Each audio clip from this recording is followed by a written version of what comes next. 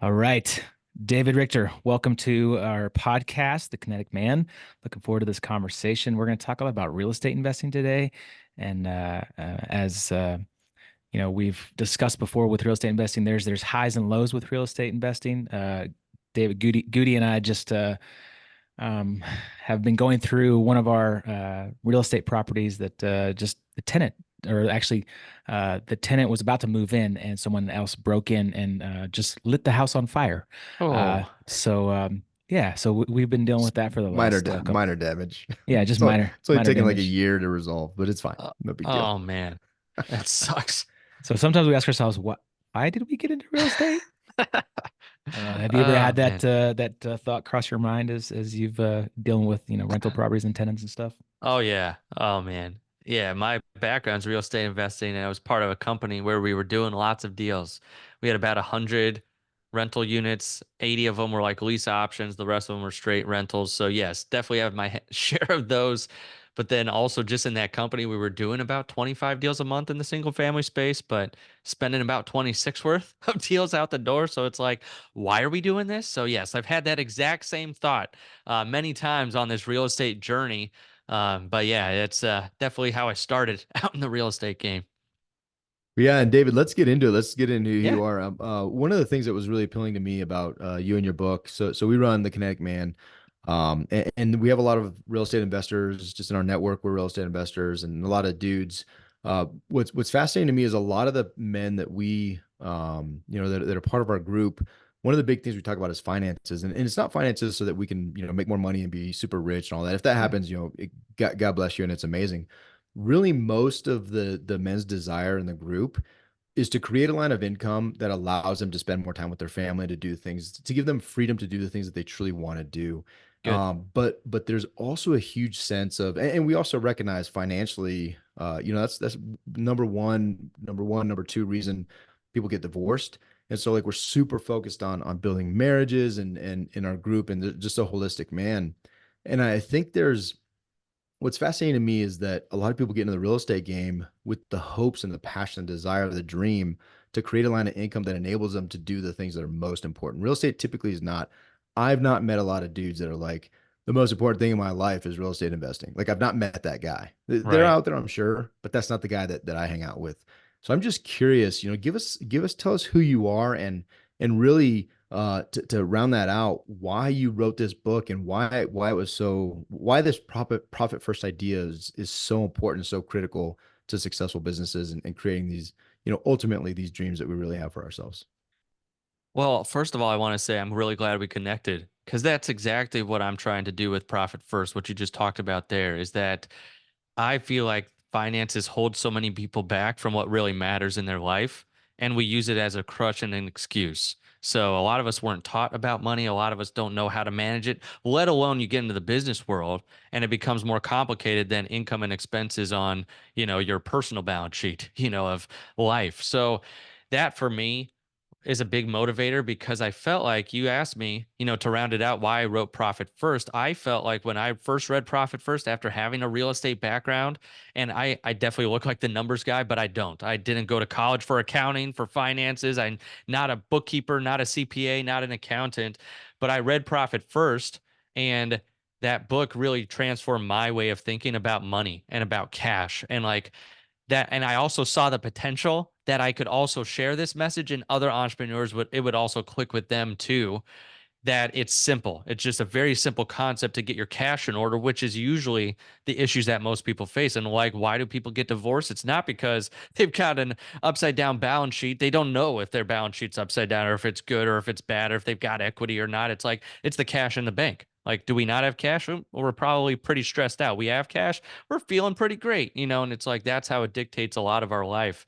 So after I told you, like being a part of that real estate company, doing all those deals, and spending too much. The last seat I sat in that company that we were doing that, I was on the leadership team. I was actually sat in the finance seat with no financial background. So I was like asking the CPA questions all the time to learn the profit and loss, the balance sheet, and just learn from the school of hard knocks there too. But once I figured out we were spending more than we were making, it was like something's got to change. And it definitely did. Like a lot of us moved. Like we went our separate ways. That company kind of blew apart. The owner's still there and I love him, but he's just running a smaller company now. That's definitely more profitable and more for what he needs, which I'm very happy about that because I love that guy. He helped me, a lot on my journey when I was first getting started.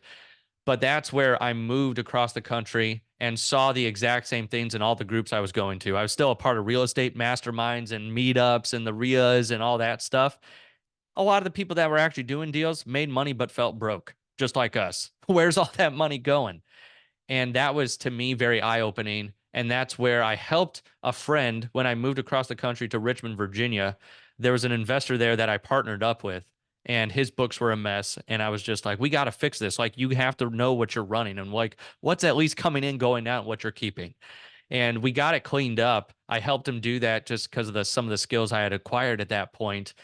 And that's when he saw the clarity of where the cash was going and he didn't have to worry about it anymore. He said, like, this has been life changing. That's when I started my company, Simple CFO. And that's when actually I called a mentor of mine and said, what do you think about a company just to help people get clarity around the finances? He's like, I love it. I think so many people need this. He's like, you should read Profit First. And that was my introduction to that book and that system, in which now, after a year of after reading that book and having my company and then implementing it with real estate investors, I saw true change. I saw practical from I have no money in the account to now it's a year later and like we've got excess funds in each of these accounts and like I save too much for my taxes now and it's like now they're having different problems, but much better ones. I'm like, I should write the book on this for real estate investing because of my background. Someone pointed me in that direction to be like, you should talk to Mike Michalowicz. So that's how I got that. I emailed him out of the blue. I was like, got a big real estate background. I love Profit First, and here's what we're doing. What do you think about this? And that's when we got on a call and we sealed the deal there. But that's how I got into it. And now my mission is like, I want to remove the financial roadblocks so you can focus on what really matters in your life.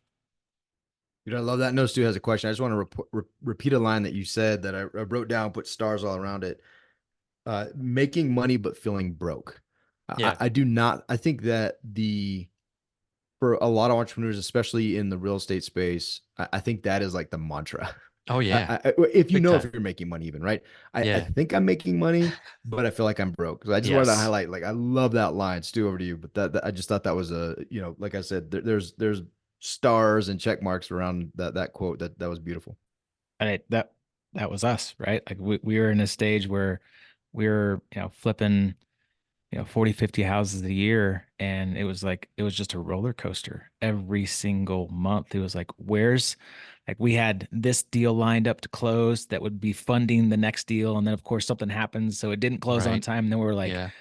frantically like trying to figure out where we're going to get the money to buy this next deal. And we're trying to call all our private money lenders. And it was just like, it was chaotic and it was crazy. I definitely felt that way. David, so what is Profit First? What for Yeah. those that have never heard of it, for those who haven't read the original book from Michael Michalowicz, like what's the system and Yeah. then how is it different from for specifically real estate investors? So if you are listening to this podcast, you probably have an interest in the entrepreneurial space, especially real estate, or anything like that.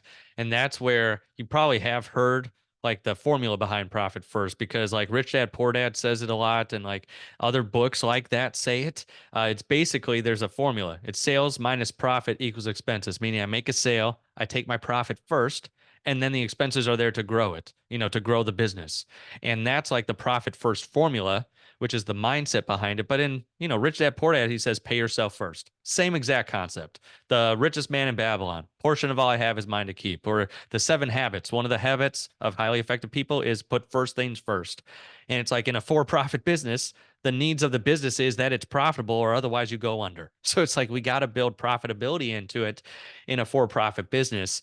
And that to me is like, that's the mindset portion. Is like, it's not bad to run a profitable business profitably. We've got to build profitability in there so you're healthy, and you have to be profitable too, because if you don't take home money from the business as you're growing, and especially if you quit your W-2 job and you jump full time, like you need that, You need that air so you're not always constantly like trying to fight for air or like trying to go above water and keep your head there.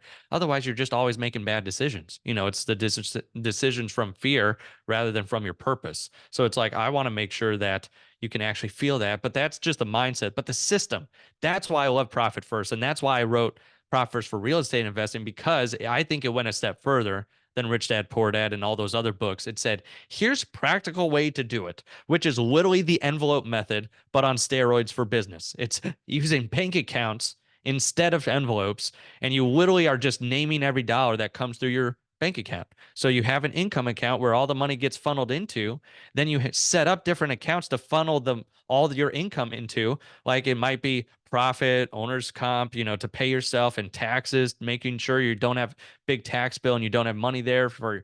There's also OpEx for your operational expenses. And I like for the real estate realm specifically having an OPM account. So if people send you money to finish a rehab, you don't commingle other people's money to finish rehabs with the money to actually run your business. It's like, so those are some of the root things where you can actually take a step further from the mindset and say, I'm going to set up specific bank accounts. I'm going to make sure that every dollar knows where to go, versus having the one black hole account where money gets sucked in, sucked out into the swirling vortex of doom. And then that's where you feel like, I think I'm making money, but I definitely don't feel like I'm making money. It's like I feel broke. That's where a lot of people end up with that one big bank account, because they have no clarity. I like to say that when you know where every dollar is going, that gives you intentionality, which gives you clarity, which also gives you the confidence to make better decisions for your business. So that's the actual system behind it. It's simply the envelope method, but just on steroids with bank accounts. And like the whole principle behind it is giving every dollar a name, being intentional with every dollar that flows through. So there's a high level overview of Profit First. And, I told you some of the buckets, but it's like, that's where you can go a little bit deeper into setting up your own, Profit First system. Yeah, and I want to rewind just a little bit. You Yeah. talk about the mindset aspect of it.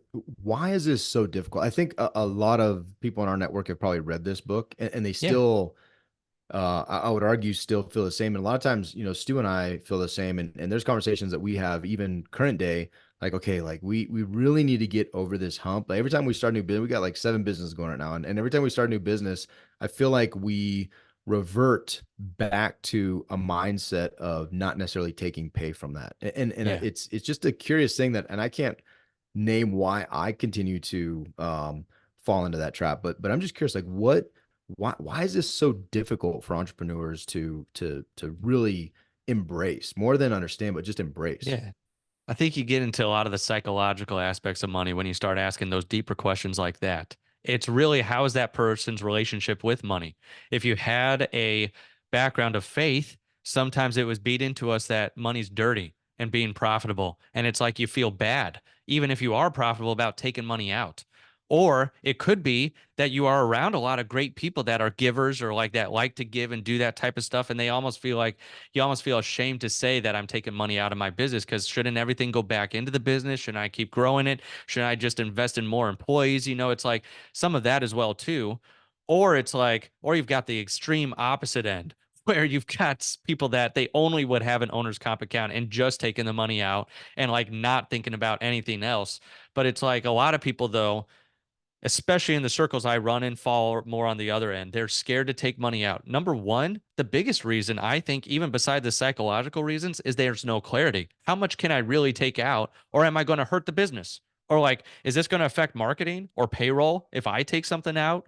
And it's like people aren't given a simple system to know what's theirs versus what is there for marketing and what is there for payroll and what is there for the taxes, and like making sure that when they take it out, they can take it out confidently.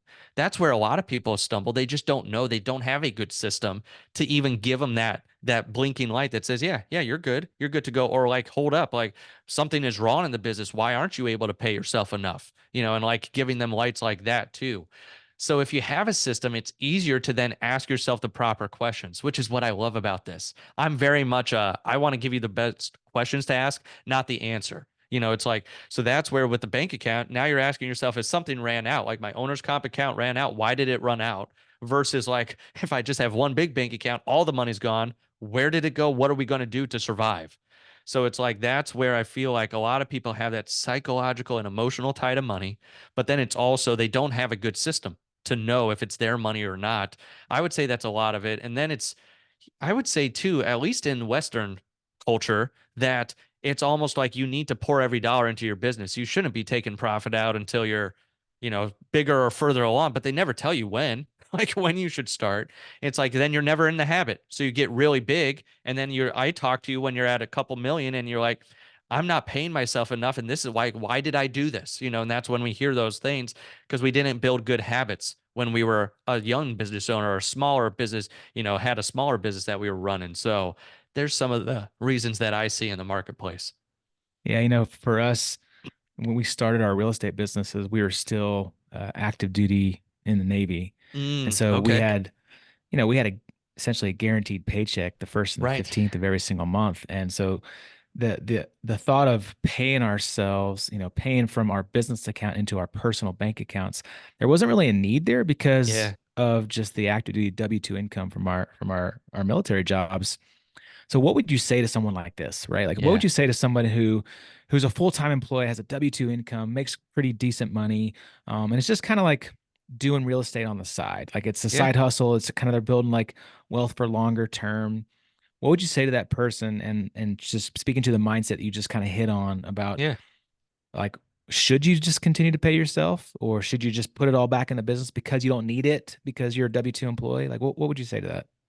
I would have to ask them more questions. Like, are you planning on ever having this be your full-time gig, or do you plan on getting, retired one day by the military or by your W-2 job, getting the pension, getting whatever that might be on, your 401k, whatever they give to you at the end there, whatever it might be. And then ask them, okay, if you plan to ride this out, maybe you don't need to take as much now. Like in the book, it gives suggestions for percentages to take out.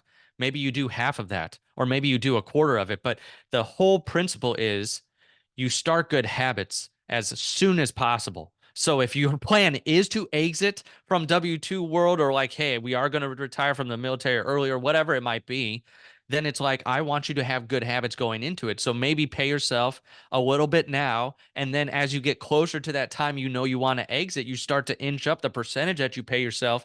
So that way you get, you're out of there and like you're taken care of. Your family's taken care of. You're taken care of.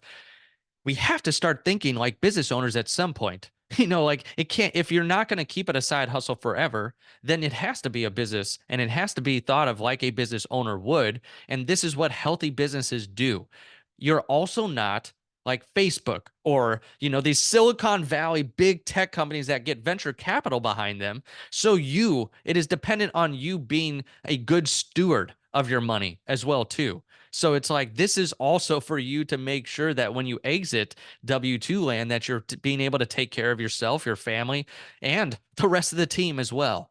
I would also say there's a longer term play that even if you have W-2 and you want to become a business owner, if you ever want to exit the business, you need to start paying yourself now and get into that habit because one day you might wake up and want a CEO to take your place.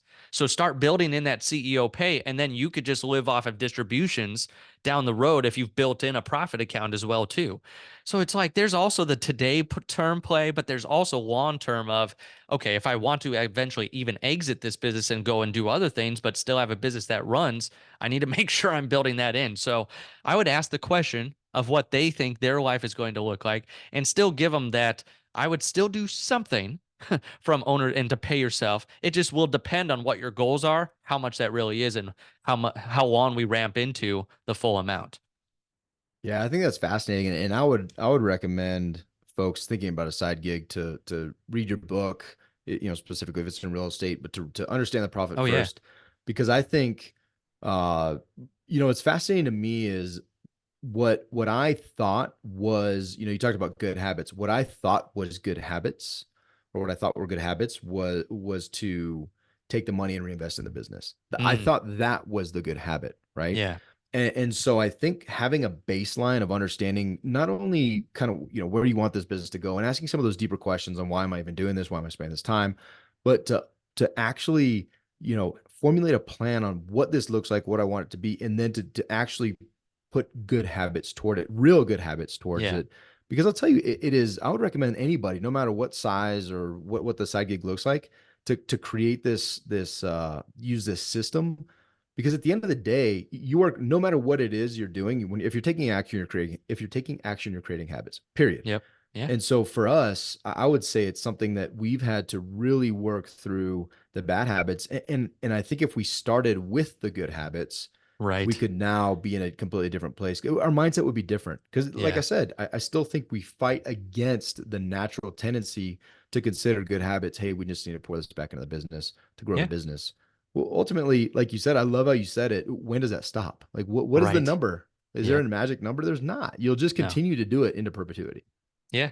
I love that perspective. That's why it's not wrong to reinvest back in your business. So it's like I never want people to misconstrue that. It's like I just want you to build good habits of making sure you have a healthy business while you continue to pour into it. Because I don't know if you're Keith Cunningham fans or if you've ever read any of his books, The Road Less Stupid or The That's a Ultimate great book. Blueprint. Yeah, but he says like if you scale cancer, the tumor grows. Or if you put fuel in a plane that's going down, you just get there faster. You just go down fat and harder. It's like I don't want to do that for you. It's like you need some good habits of around the health of the business while being intentional with where you're putting your money, because if you put a system in place, even if you reinvest, you'll say, huh, how much do I have to reinvest? And like if it doesn't go as planned, what's my backup? Like if I go in a new marketing campaign or if I try this thing or whatever it might be, you need to know that, okay, even if it doesn't go as well, we've still got the money or we've still got the resources to get, back to where we need to be, or to at least weather a hard storm or whatever it might be. So yeah, I love your perspective on that too. Hey, I'm just curious. You had mentioned, being Yeah. good stewards of the money and of God's Yeah. resources. Like how would you define that? How would you define being a good steward? And I'm curious, what does giving come into this equation? Do you create a bucket for giving from your funds from your business? I'm just curious. First of all, to me, it is being intentional with the dollars. God Mm. did not create me here to just be, like let it go willy nilly wherever the winds take us. It's like, no, being intentional with every dollar. That's why I've had many people tell me this, people of faith and not. They feel like when I get on stage or if I give this, they're like, that sounded like you were preaching a message. I'm like, yes, to me, this is a calling because it's like helping you be intentional. I think that's what being a good steward is. You're actually stewarding the finances. They're not just going out there running amok. Second thing is, yes, I do believe that giving should be a part of that journey as well too. There's so many different places, where I can reference, for the giving aspect. But it's like for us, if a client comes on board, we'll tell them, that's usually one of the accounts that we recommend opening is a giving account. If you've never thought about giving, or if you've ever wanted to give, you give now wherever you are. Like even if it's a very small and it can grow. But yes, I think that's as well too. That's usually one of those accounts we help people, or tell people to open up if they're open to it. We have one, like with our company, it's a big part of what we're doing as well too, because like I said, being a good steward starts with stewarding it, knowing where it's going, and then using it to the best of our ability. Because I'm not, if you're going to be profitable, there's probably going to be a time where you have that excess, even more than what you might have now, where you might start small, but then if you have good habits, they usually compound, which is great. Like you said, you take the action and enough good action, more good action follows. And it's like then one day you wake up and you're like, well, shoot, I'm giving like 5 figures a month. Well, now I'm at 6 figures a month that I'm getting. It's like that's what I want you to wake up with and be able to say, you know what, I don't have an issue with too much money in my account.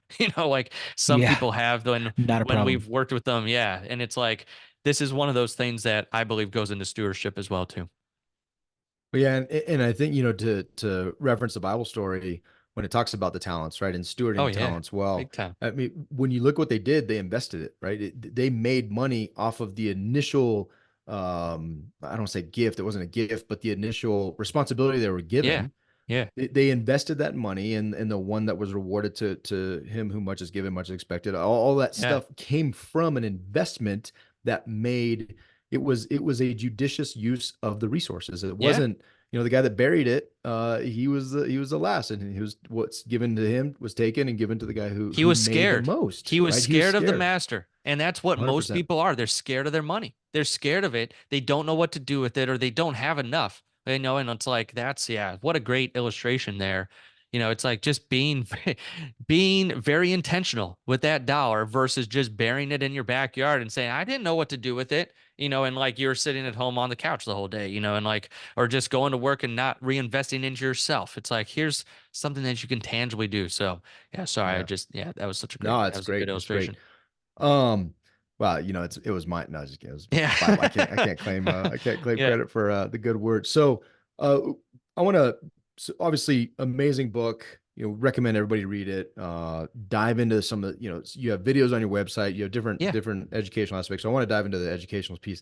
Before Yeah, we hit for sure. record, you said, hey, I want to educate on this other thing I'm doing. Let's talk about that. Oh, sure.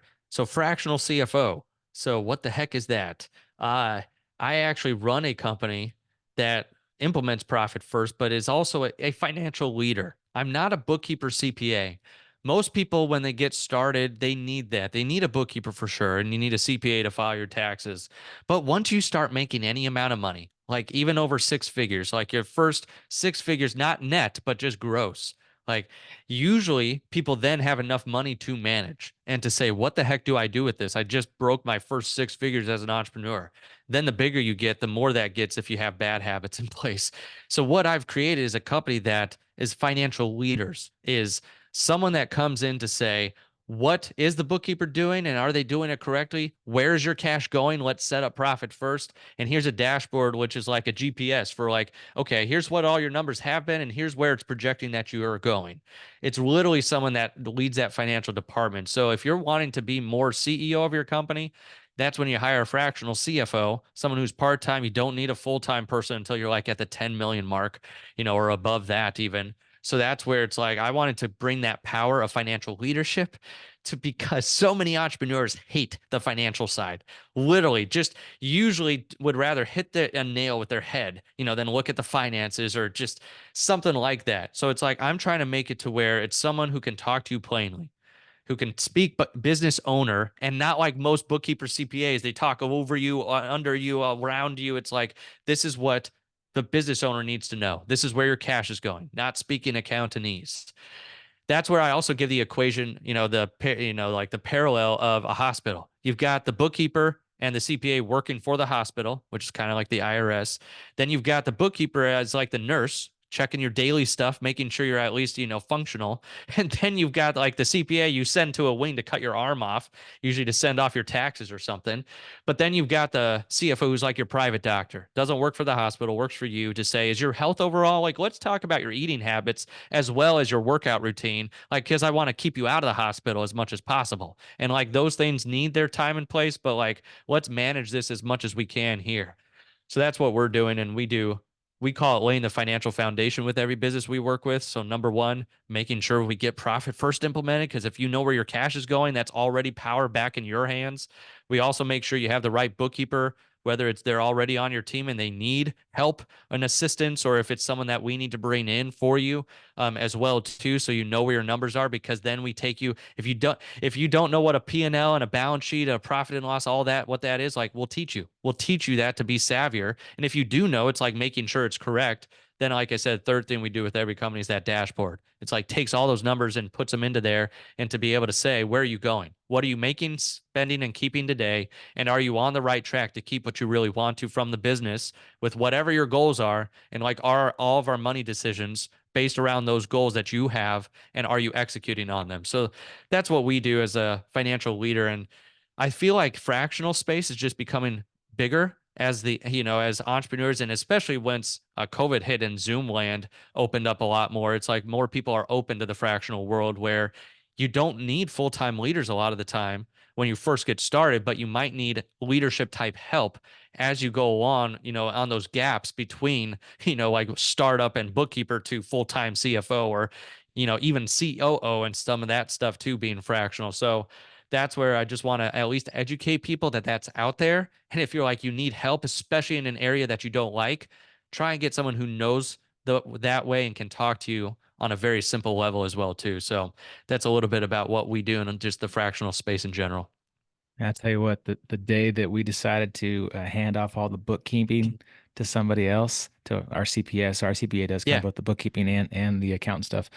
Like it was like a weight just completely lifted off of my Oh yeah, shoulders. I hear It that a was lot. worth every penny that Yeah, that we paid for it, or still do pay for it. I'm yeah. curious. So you had said, I heard something about when they make their first, six figures. Is that about the time that you would say it would be worth looking into a fractional CFO? Like who's this for? Is it for the person who has like a couple rental properties, or is somebody flipping multiple houses a month, or like what's kind of the line there where I you would think say that? if you're making at least 100K gross profit a year is when you can start looking into it. So, and that's usually if you've got enough rentals, then yes. But, and that would be like your gross profit. I would say after rent or after your debt service, are you making 100K? So you might need a few rentals for that. But if you're actively flipping or wholesaling, that could just be a couple deals a month. It could be one or two, depending on your deal size and where you live. But that's where I would say to start looking into it. Because a lot of CFOs out there don't take people until they hit the 7 figure mark, but there are some like us that go out there of like, I want to help you get to 7 figures, but on like good habits. So we have different tiers depending on where you are. So it's like if you're newer in the business, you'll start off at a lesser tier, but with less interaction, but just for like, let's get profit first set up. Let's get the foundational stuff in place so you don't have to worry about it. But yes, they have to be doing, I would say, I wouldn't go into a CFO brand cold turkey, like I'm just, hey, no, there's no deals that I've done. I would start with profit first, like you guys had mentioned. Like that's where I would start. If you're thinking about starting a business, that'll give you a big shot in the arm that you at least know what to do when the money hits your bank account, that very first deposit. You won't be like most people who say, what do I do with this? Should I just reinvest all 20K back of this wholesale fee, back into my company or this flip, that I just did or whatever. So that's where I tell people if you're just starting out, start with the book, start with wherever you are. And if you're not in real estate, there's other niche books out there. Like for the construction world or for like real estate agents, it's not just the real estate world too, it's hairdressers, whatever you're in, because profit first is a universal principle, but it can be applied to the certain sectors of like how does it fit in for here because of the nuances of that industry. So I would start with the book, but then yeah, I would say you hit your first 6 figures, probably need a financial leader looking over your shoulder at some point to say, hey, yeah, what you've set up is good. And you won't have a $10,000 cleanup job by some other bookkeeper that comes in that actually knows what the heck they're doing, especially if you're in the real estate space. There's been so many people we started working with that they just didn't have the right person in place. And now they've got all this stuff to clean up. It's like, like if we could have just given you a bookkeeper who knew what the heck a wholesale or a flip or like if you're doing seller financing or some of those more complicated type things, like there's people that know what the heck those mean and how to enter them. So if you're in the real estate space, you really need someone who knows what they're doing. I'll tell you what, man. I thinking back on our days when we were flipping, 50 houses a year. I wish we would have had a fractional CFO, man. Like, because most of that, like, we had a bookkeeper, we had a CPA, but like most of that responsibility was on me, Yeah. as kind of the numbers guy. David was kind of a high level thinker, relationships guy, kind of talking Yeah. to contractors and realtors and stuff like that. And then I was kind of tracking the business, money stuff, and it was stressful. It Oh, yeah. was, and we've scaled back tremendously to where we're not doing that many deals. But it would have been nice to have that for sure. And and David had mentioned, we have multiple, like he said, like 7 businesses, right? Like we have a business that's fix and flip. We have a business that holds rentals. We have a business that Yeah. syndicates, multifamily stuff. We have a fund where we lend money out. So we have all these different businesses, and I know the profit first system, so to speak, recommends 5 different bank accounts, right? Yeah. And so, like, do you tell people like, hey, get 5 bank accounts for every single separate business? So, like, we were gonna have like, you know, 35 different bank accounts for like our 7 businesses. That's when if I go to the general marketplace and tell people this or I get that question asked, I usually say start with your most active income that's bringing you it so you can at least start somewhere and see if you want to open it up in the rest of the companies. When we work with someone one-on-one, we're usually taking a look behind the scenes and being like, what makes sense here? Do you need all the accounts? Like, how is your fund run? Because we've got people that we work with that have 6, 7, 10, different entities because it's the real estate world. So as you get, you fall in line with a lot of people out there once you've been in it for a while and starting to open up different things, then it's more customized to like, okay, which ones need it and like which ones can we like set up maybe a couple of accounts, but you just want to know what's coming from this. And maybe you've got master profit first, above all of it. And it just all funnels into 3 main accounts. We did that for one guy that had like 10 different entities, and he set up just like the 5 core accounts at the top, kind of like had a holding company where everything went into, and it was just like income and expense for all the different entities. So I've seen it done different ways. Just depends on how it's set up and like what the owners want to see and how granular they want to see it for each business too, from a cash perspective, because Profit First is a cash management system. So it's like, where do you want to see the cash in and out? And like, do you want the profitability from each and know what that is and being able to take the cash out? And are you paying yourself from each, individual entity as well too? And do you want it all to contribute to the pot of what you're paying yourself? So that's just a lot of the questions we would ask someone while we're working with them. But my general rule of thumb is start with your most active entity that's putting food on the table. Yeah, that's I love it. And I'll tell you one of the things that I'm most intrigued by this you called it the fractional space. You said the fractional space is growing. What Yeah. I love about this is it really enabled people who are getting started and I mean folks like us, right, that are not necessarily at the place where I want to hire a CFO and Yeah. we're not. I mean, we're right around the corner for $10 million Yeah. a year for all of our businesses. We're right around the corner. I'm just kidding. Yeah. But joking aside, I love the idea of the professionalized help to really level up your business, to make it, to really prepare you for when it does Yeah. take off, whatever that means and whatever that looks like for you. So I think this is fascinating. I'm just curious. I'm just to continue education. Who are the people that do the fractional services? Like who are they? Do you mean in my company or just in general? Like, I Yeah, in didn't your get the company, question. Oh, who are the yeah. CFOs that do effectively their Yeah. fractional efforts? So this company has grown a lot larger and faster than I thought, just because it's hit a bell in the marketplace. Like you said, like I gave access to a financial leader at a stage when most people wouldn't even think they'd be ready for it. And so we have about 30 of the CFOs on our team at this point, working with lots of people in the real estate space, over 130 clients that we're working with.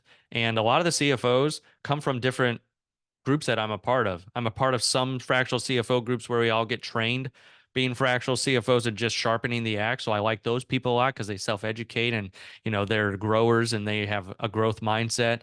I'm a part of the Profit First network as well too. So there's been several people from that group that have partnered up with us, and we have a specific training that we give, like our proprietary financial framework, a foundation for how we work with clients. So my big thing is finding people of the same core values. I run off the EOS system, entrepreneurial operating system, and the book Traction.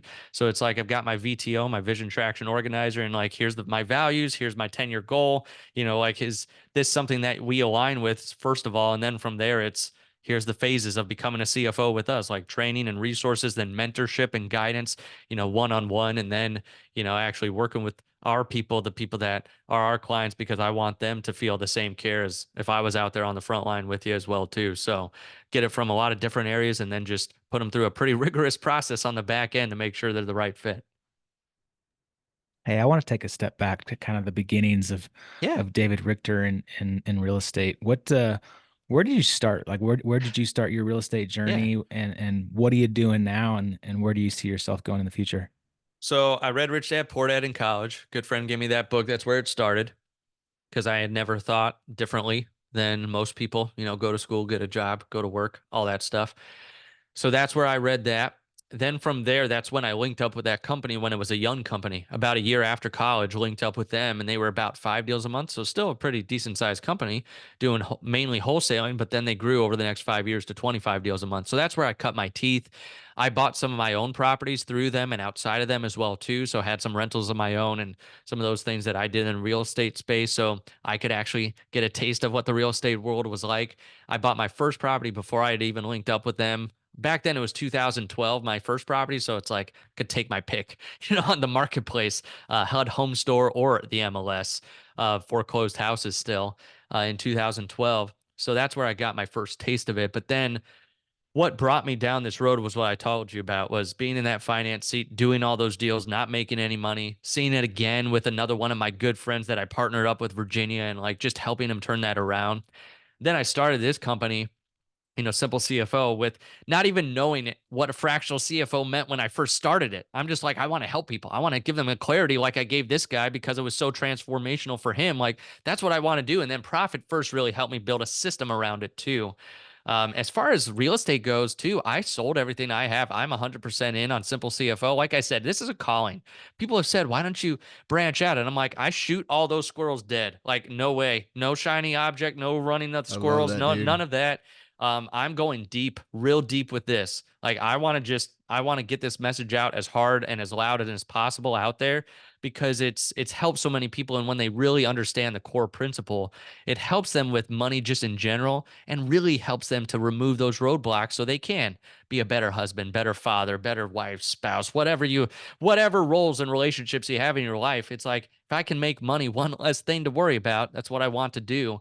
So that's why I'm doing what I'm doing now and like leaned all the way into it.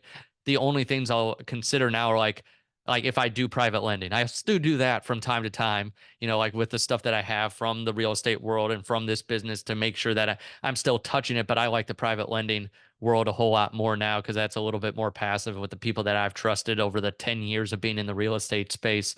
It's such a small world too, the real estate world. So if you start to get around these groups, these meetups, masterminds, like the online forums as well too, it's like you can build such a great network. I tell people I was building my business for 8 years before I jumped into Simple CFO because of all the people and the great guidance I got from a lot of good people too, and that I could call up and be like, is this a good idea? So it was a lot of people pouring into me, and now I'm like excited because I'm giving back, but I feel like it's a really making an impact too because Mm. there's not an event now because I've been doing it long enough. This is what's so fun. There's not an event now that usually someone has said, I've either read your book or I read Profit First, and it either saved my business or it like I'm in a place now that I never thought I would be. And I hear that a lot. But I also still hear, where were you 10 years ago? And that to me keeps me going because I'll be like, I hope 20, 30 years from now, still preaching this same message and like helping people like this. And I'll be like, I've been around for a minute, so not sure where you didn't hear it now. So it's like, I want to make sure that this is just something I stick with for a long time because I also hear that message of 10, 20 years ago, I totally would have grasped onto this. This is so simple. Like, I wish I would have had this back then. So that keeps me going as well, too. Yeah. And I've got some big giving goals because like I've had good people pour into my life. So wanted to give back in big ways as well, too. So just lots of stuff that keeps me on this path that we're going down is so there's the answer to that question. I love it, man. Yeah. That's phenomenal. One thing you said that really struck me is the idea of getting rid of all your real estate to pour into this thing because it's a calling.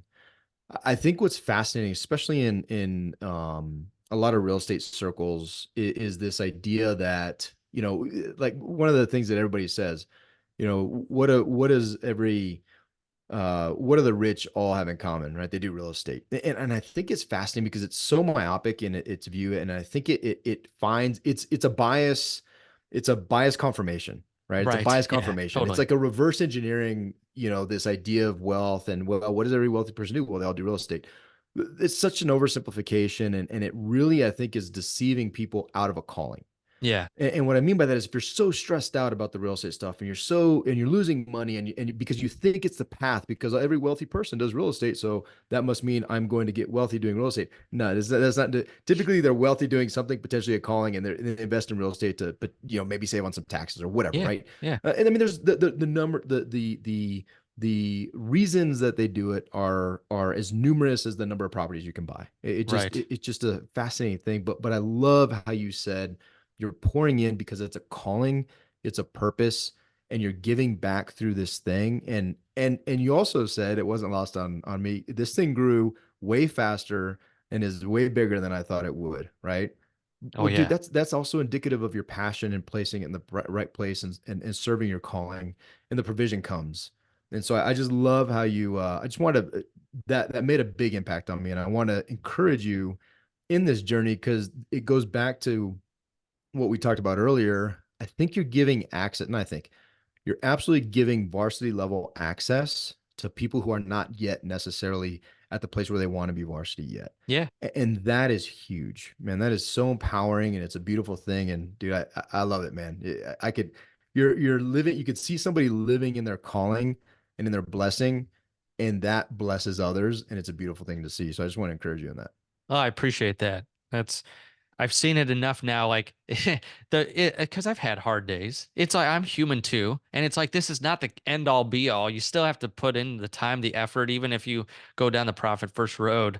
And it's like that's where it's fun to me because it's like I can really see that it's worth it. Like if you put in the work and you actually follow these principles, these are core principles that will help you, like manage that money to get there. So yeah, I don't have any plans of stopping. And people ask me all the time, what's new? Or like, you're working on a second book. I'm like, I have a second book in mind only if it serves this calling, though. So I'm like outlining it and stuff, but it has to serve what I believe the true mission and calling that I'm doing right now is. So yeah, I appreciate that. Love that. Yeah, dude, it's good stuff. Well, we could probably go for another hour, but we want to honor your time. Probably. I appreciate you coming on, man. Where do we send people to find out more about your book Yeah. and Simple CFO, all the stuff that you're doing? Well, this was a lot of fun. If you go to simplecfo.com/gift, you can get my book. You can download the ebook, at least an audio book. You still have to go to Amazon for the print book. But you can go there and download that. I give the Profit First cheat sheet there too. So if you're like, I just need more help on this, I am an entrepreneur, so I understand there's a one pager for you. It's like 1, 2, 3. Here's how you set up Profit First with links and stuff. So it's like you know just to you're an give you, entrepreneur, dude. yeah, You know you're an entrepreneur. So yes, exactly. So that's where it's like get that as well too from that link.